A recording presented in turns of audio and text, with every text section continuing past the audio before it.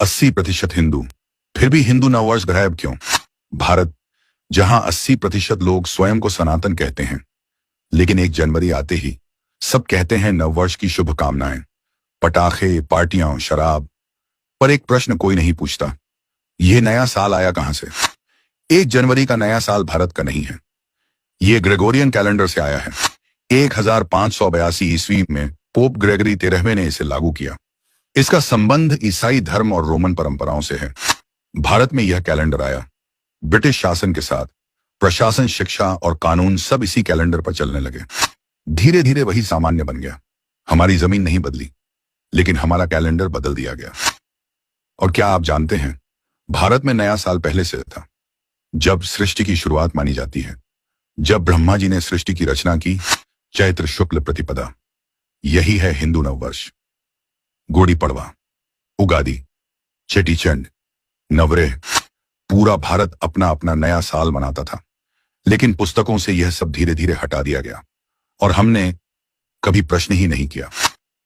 विद्यालयों ने सिखाया 1 जनवरी नया साल दिन, टेलीविजन ने दिखाया पार्टी ही उत्सव है, और हमें लगा जो पश्चिम करे वही सही। आज स्थिति यह है कि यदि कोई गुड़ी पड़वा मनाए तो उसे धार्मिक कहा जाता है, लेकिन 1 जनवरी की पार्टी आधुनिक कहलाती है। इसके पीछे धर्म से अधिक मनोवैज्ञानिक कारण हैं। हिंदू समाज भी इसका जिम्मेदार है, क्योंकि ग्लैमर और पार्टी संस्कृति, डीजे, शराब, होटल, सोशल मीडिया, नया साल अर्थात मौज मस्ती, विपणन और पैसा। कंपनियां ऑफर निकालती हैं, होटल, क्लब, ब्रांड सब इसका प्रचार करते हैं।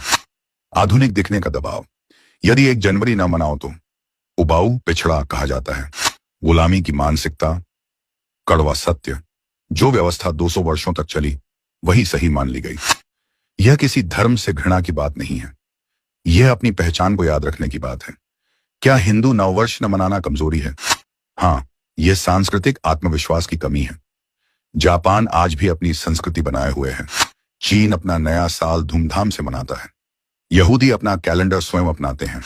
केवल हिंदू समाज ही ऐसा है जो दूसरों का नया साल अधिक उत्साह से मनाता है और अपना भूल जाता है।